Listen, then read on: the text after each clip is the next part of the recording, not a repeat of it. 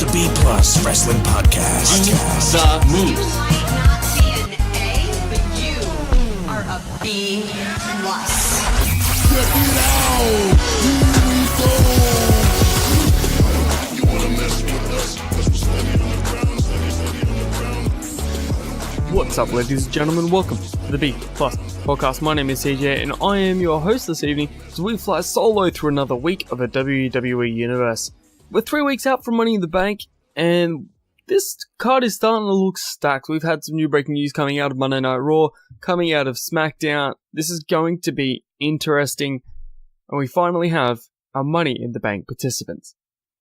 But we're not going to get into that just yet, and of course, we'll get our predictions coming up pre-show before the pay-per-view, which is in 3 weeks' time, which I think I've said.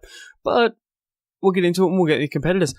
Monday Night Raw started this week with Alexa Bliss having her first moment of bliss for the night, where she announces the 4 competitors that will represent Raw for the men's Money in the Bank ladder match.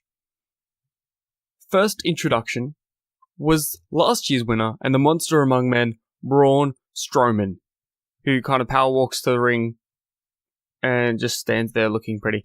Then she announces the one and only Ricochet, the Scottish psychopath Drew McIntyre, and the guy that nobody else wants to hear, Baron Bland Corbin. So these guys get into a word of fighting with words. I think that's how you would put it. And Ricochet turns around and says, "You know what, I'm not here to talk," and gets interrupted by Drew McIntyre. He's like, "Well, shut up." And I just think that was the highlight of the night. And honestly, it was just good timing. And a tag team match is set.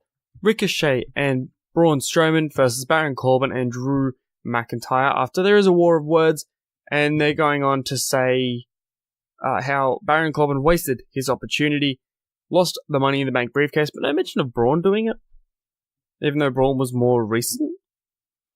I couldn't understand it. It was just how it happened. So, of course, we get a quick match. Braun Strowman and Ricochet defeating Corbin and McIntyre via pinfall after McIntyre actually walked out on Baron Corbin, which was kind of saw it coming. Next match, we have the Usos, who are still on fire from SmackDown. They're now on fire on the Red brand on Raw, versus 2 new people from the brand switch, because apparently that is still going. The Good Brothers, Luke Gallows and Carl Anderson, are back on Monday Night Raw.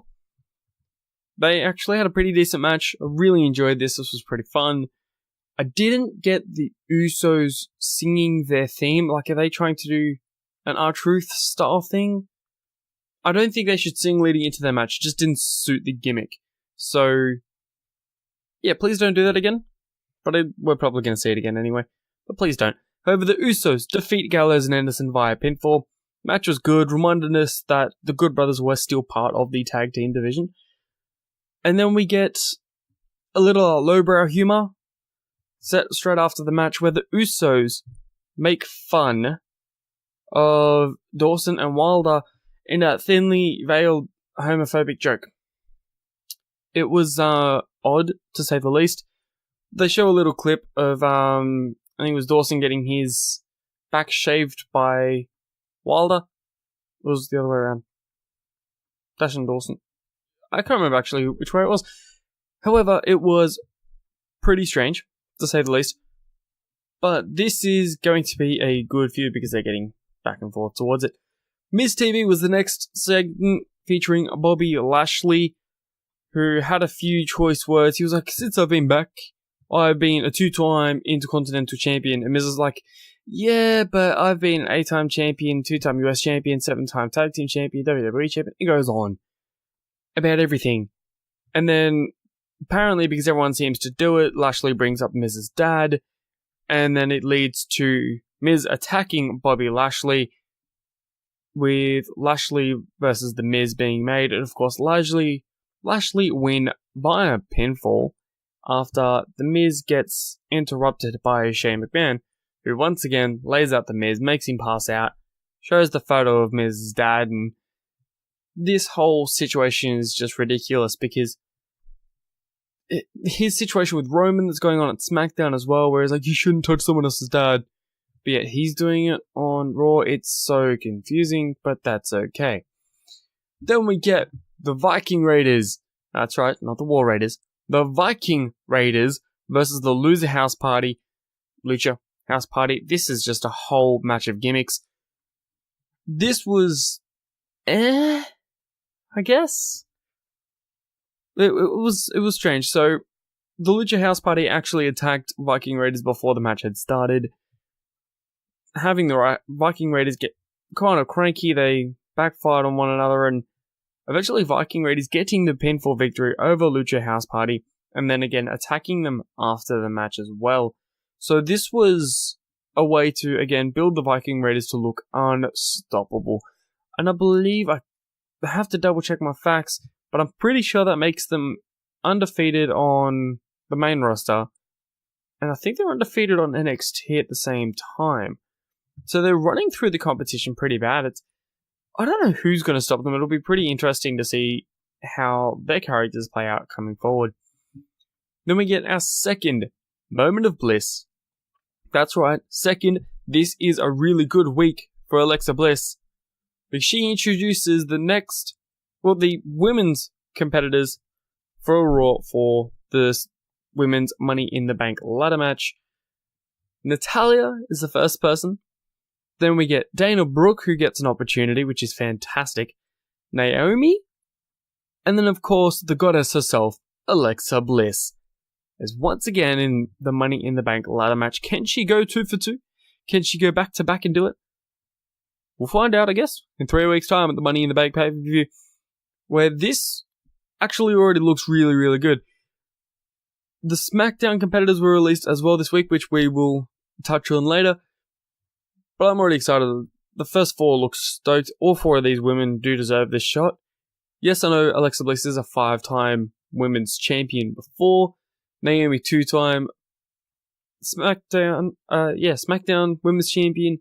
Natalya, I'm pretty sure, has held the SmackDown Women's Championship once, and Dana Brooke still yet to hold a title in the WWE. I would be really excited to see Dana Brooke walk out with it, because she does deserve it. She has been there for ages. She deserves the push. But out of these 4, I'm quite happy to see anyone come out with it. The next session we get is once again the Firefly Funhouse, featuring the word of the day, which is sociopath. Sociopath. What?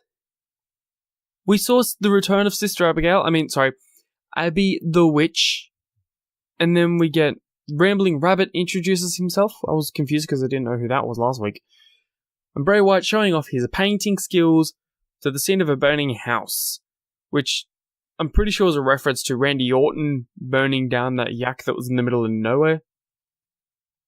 It's really strange how they're doing it. I'm really interested in where they're going with this, because they're playing this off as, from what I'm getting in this, is that all of Bray Wyatt's former tendencies, so his rambling on, the Sister Abigail and the Buzzards, have all left him, in a sense, and he's now on his own Funhouse, Sesame Street style show, which is really creepy when they do the kids sounds, because it's just so weird. But again, this will be a true test of how he's actually going to play, because he is another one of those guys, similar to Cody Rhodes, where you put a gimmick in front of him and he can do it. So good luck. Let's see where this goes. But we get another Bray Wyatt thing. And we get Becky Lynch and Lacey Evans come out and have like a war of words, and then all of a sudden there's a brawl.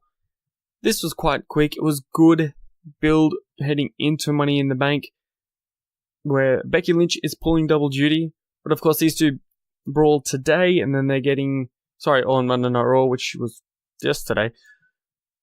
And then they have to be separated by security and by officials. So this was good. This is building that momentum. And it was fun. It was really fun. Then we get the Raw Tag Team Champions, Kurt Hawkins and Zack Ryder versus The Revival. where Kurt Hawkins and Zack Ryder get the upset win via pinfall. These guys are on a winning streak, but this was just it was weird. This match was odd, didn't look right at all.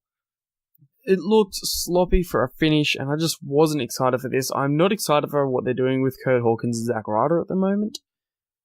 Due to the fact that they had a semi-decent build coming into WrestleMania with a losing streak, but they're not losing now, they're just winning. So is this going to be like a 300 match winning streak now? It's so weird. But, of course, they get the win over the Revival, which was good. Then we get Sami Zayn refusing to let the WWE Universe off the hook. He was fantastic. He talks about how the WWE Universe thinks that they need him and that they want everything from him. He talks about how a young boy came up and asked him for his autograph, and he was like, no. You think you're entitled, but no, you're not getting it. And he goes on to say that it's unfair that he thinks that people are entitled. So it makes for a really interesting gimmick. Can we see him in a match yet? That's what I want. I want to see him in a match. It would be fun. But once again, he is absolutely killing it on the mic. Keep letting him do that part too. Then we get the WrestleMania rematch that everyone has been asking for, that no one has actually asked for. Samoa Joe versus Rey Mysterio. Of course, this build looks to be for the United States Championship again. It's coming up. And then, of course, Dominic is making his returns. Are we going to see Dominic inside a WWE ring one more time where it's not for his custody? I would be excited to see that, because he's been training. There's videos on Rey Mysterio's Instagram where Dominic has been training to get in the ring, following in his father's footsteps. It'd be really cool to see like a father-son tag team. I don't know if it's ever been done outside of the McMahons. Not that I can remember. So it would be interesting to see that. But of course, Rey Mysterio getting the upset victory over Samoa Joe. So this was really cool. Dominic comes out to celebrate and just lifts Rey Mysterio off the ground like he was nothing. Absolutely nothing. So it was really funny to watch. And then we get the final segment of Monday Night Raw. AJ Styles and Seth Rollins contract signing for their match at Money in the Bank. This was really cool because I was waiting for this, or some sort of face-off to come about, where they would reference how they used to call Seth Rollins the new AJ Styles, and they actually did it.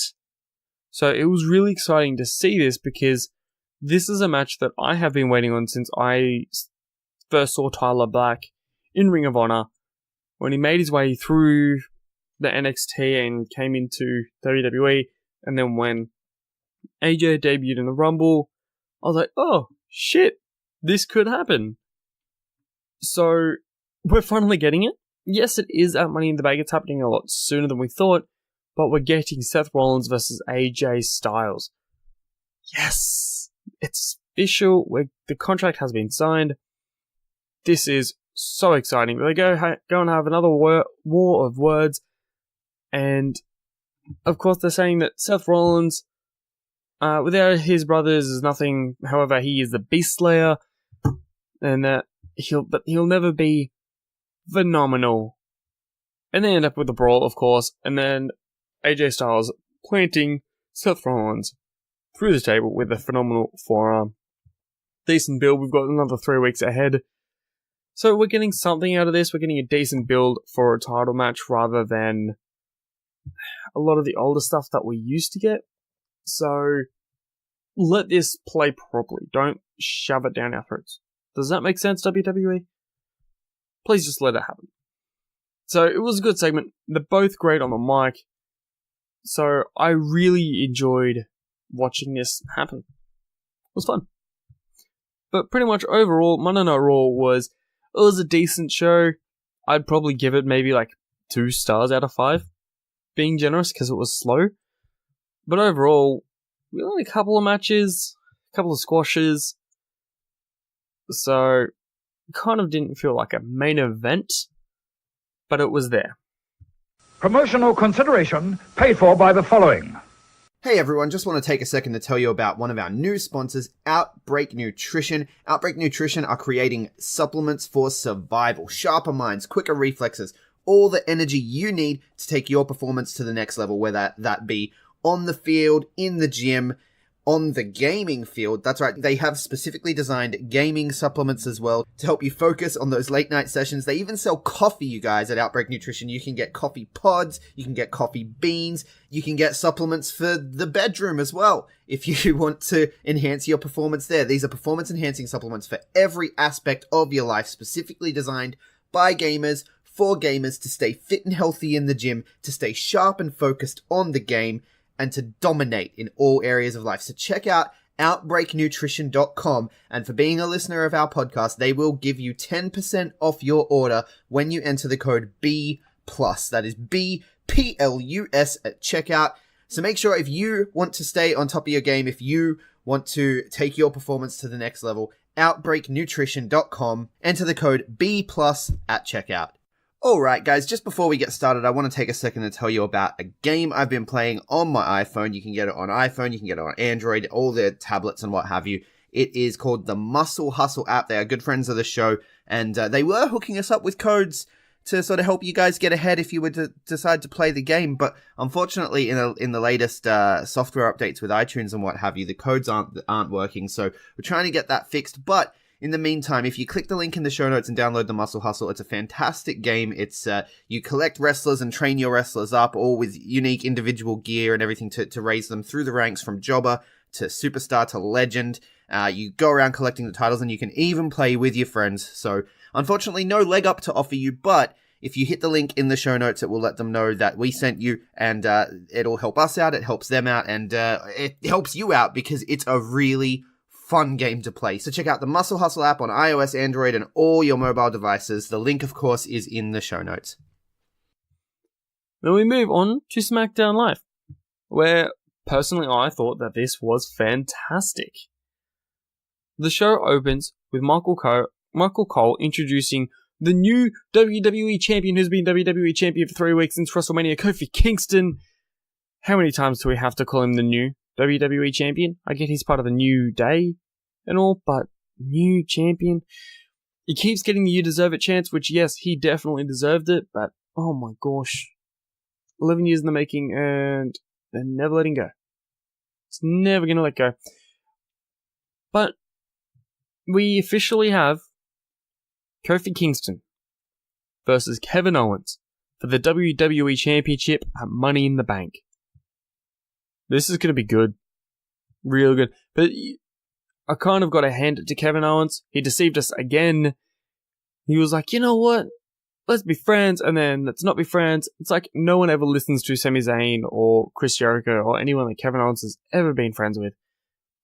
Because that's going to happen. It was a really funny photo, actually, that was tweeted out by Xavier Woods, was a photo with him and Chris Jericho, where they were like, the feels, and they were both crying because they both know what it's like to be turned on by Kevin Owens. It was really funny. I found it funny. However, that opened the show, and of course, after Kevin Owens accepted the match at Money in the Bank, Xavier Woods comes out and goes to attack him from behind. However, Owens does get the best of him, kicks him in the face, and hightails it out of there. So he's going, running from the New Day, which by the looks of it is going to happen every day for 3 weeks, until Money in the Bank. Then we get the first match of the night, which is the Raw and SmackDown Women's Champion Becky Lynch versus Bayley for the first time ever in WWE, which was actually the first time on Raw and SmackDown because I'm pretty sure they faced each other in NXT. This was a decent match. It was alright. And of course, Becky Lynch getting the victory via submission, and Charlotte Flair appearing out of nowhere like the goth witch she is, and blasting Lynch with a kick to the face, and then decided that she wanted to throw Bayley into the corner and leave. I was like, okay, but where's the rest of the attack? Because normally that doesn't just happen. You don't just throw someone and leave. But no, apparently Charlotte does. She attack, she throw, she leave. So, yeah, this was, to say it. Then we get the biggest news from this week, in my opinion, and this was one with a heavy heart, and you could tell that it affected both of them. Matt and Jeff Hardy, the new SmackDown Tag Team Champions, come out. Jeff Hardy is hurt, and he requires surgery. He's going to be out for quite some time. So they have to forfeit the SmackDown Tag Team Championships. So, what happens here? So we'll touch on the SmackDown Tag Team titles in a minute. Lars Sullivan interrupted. Now, you could tell that, Jeff's hurt. He could hardly walk. And Lars Sullivan comes out, attacks Matt, goes to attack Jeff, but is saved by R-Truth, who comes out of nowhere with a steel chair. Completely unfazed Lars Sullivan. I can understand why they didn't put him on Raw now, because now there's two monsters, Lars Sullivan and Braun Strowman. God, could you imagine a match between those two? It'd make the ring collapse again. That would be pretty funny to watch. But yeah, it kind of ended with nasty powerbomb onto R-Truth. So R-Truth is going up against Lars Sullivan. Is constantly doing it, which was good, because Lars Sullivan needs competition. Of course, we'll now get it by the looks of it in Matt Hardy as well. Jeff Hardy is out with injury, so Matt gets a small little singles run for a fair bit. I hope they give him a decent run. Would be good to see. But as for the SmackDown Tag Team Championships, you've got to ask, who do they have that can actually go with, I suppose, who could go for it? That's one of the biggest questions that you've got to ask, because there's not many tag teams on SmackDown. Of course, Akam and Razor are due to make their return to the TV soon. It would be good to see that. B-Team have just moved over. Spoiler alert, we're about to talk about that part, but B-Team are now over on SmackDown. To be honest, that is all I can think of. The Primos are still technically under contract, so they could pop up on SmackDown. Fandango and Tyler Breeze could potentially do something with the SmackDown Tag Team titles, but Fandango's out with injury. I'm not sure when he's due to return. Of course, Harper, with the issues that he's had lately, he's asking for his release, but sounds of the WWE haven't let him do it. So it's going to look like Harper has extended his contract to just before WrestleMania. So give him back Rowan, and you could have Harper and Rowan as the Bludgeon Brothers again. That would be fun to see. Outside of that, I have no idea who else you could go. The Ascension, actually. The Ascension may be a way to do it, but outside of that, that's it. There's not a huge amount of known tag teams. They're now over on Raw. The Usos could have carried this. Of course, Zack Ryder and Kurt Hawkins having the Raw tag team titles. Revival are over there. It just seems lackluster now. Like, Hardy sort of dropped it, and now what's going on? So it'll be interesting to see where they move forward with this. Who knows? They could just unify the belts. I doubt it, but as I guess we'll see how it plays on. And of course, furthering on, we get Asuka and Kairi Sane in action once again, going up against two local competitors. This was pretty funny because the first part of the match, the first local competitor that started the match, they actually didn't name their opponents from what I heard. But she goes to be like, alright, let's do a strength test, and holds her hand up. And Kairi Sane's just too out of reach, and it was so cute. Because she's so small. But what a hell of a match. She can certainly move. Of course, getting the victory. They remain undefeated on SmackDown Live. Billie Kay and Peyton Royce on commentary for this. I'm starting to get sick of their voice. As an Australian, I absolutely love them. They are fantastic competitors. But their voice is ringing through my head for days after this. And it's gonna be dreadful if they actually lose the title soon, because could you imagine the hissy fits? Like, come on. They're iconic! That didn't work well. But it seems like we're going to have Asuka and Kairi Sane facing for the women's tag team titles. potentially they could be the guys to take him down to NXT because they were both huge in NXT, it would be the good way to go, I have to admit. And then, of course, we get the biggest acquisition in SmackDown Live history. The big dog, Roman Reigns, comes out to a thunderous ovation, which was a mixture of cheers and boos by the sound of it, but it was fun. And, of course, he talks about how he made his mark, how he stamped his way into SmackDown by punching the boss in the face, making SmackDown his yard now, only to be interrupted by Shane McMahon, and of course being like, no, you know what? You need to pay for your action, and introduces SmackDown's newest tag team, Curtis Axel, Bo Dallas, the B Team. And then on top of that, revealed that Roman Reigns would be facing the B Team in a 2-on-1 handicap match with Elias as the special guest enforcer. Not referee, enforcer. It was really strange because we haven't seen a enforcer in such a long time. Mind you, we haven't seen the special guest referee gimmick in a while either. So it would be interesting to see if that's what's going to be thrown at Roman. And then with the Roman Elias match, our Money in the Bank is going to have a special guest referee as well. Could it be Vince O'Mac himself? Could he make his triumphant return and be like, I want to be a referee? Maybe. That was a horrible way to say Vince's voice. It was bad. However, of course, Roman Reigns overcoming the odds as well and defeating the B Team after Kyoto, took a fall and got himself hurt, apparently. But, yeah, of course, it was crazy to see that he overcome, in a sense, 3 people to win this match. Pretty fun. And then we get the competitors for the men's Money in the Bank ladder match.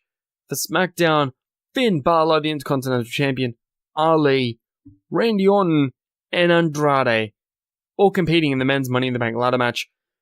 Fantastic. I love this. I literally have no one to pick from. Like, the only person I don't want to win is Baron Corbin, of course. Every other person in this competitor, I'm like, just win, just do it, just have fun. This is going to be a hell of a match. I'm so excited. Of course, these 4 men, Balor, Ali, Orton, and Andrade, facing off each other in a tag team match, of course, heels versus face. Balor and Ali getting the victory. And this was a good match. I actually found it decent. Randy showing up that he's still the veteran, in a sense, and hitting the RKO out of nowhere because he's the most dangerous thing in WWE with 3 letters. It was really... I don't understand that part of the gimmick where he's like, the 3 most destructive letters, R-K-O. I'm like, okay, I get it. We all get it.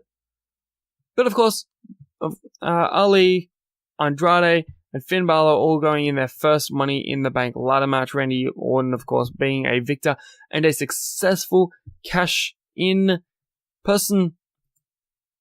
So he's got the most experience probably out of most of these guys. It's going to be interesting to watch this match. It's going to be so much fun. It's going to be high-flying capabilities.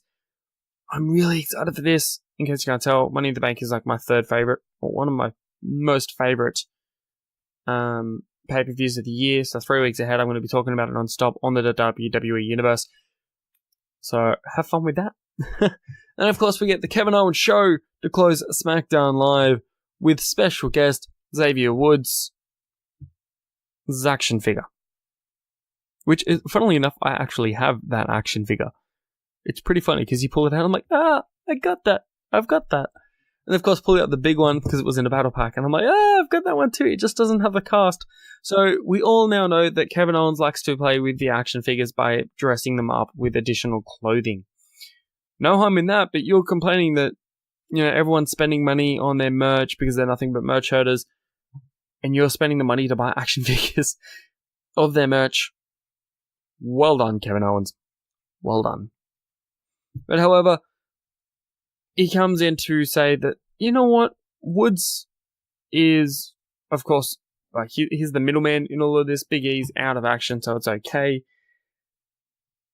So it was really strange. And then Kofi Kingston comes out and he's like, no, you know what? Doesn't say anything. He just runs down the ramp.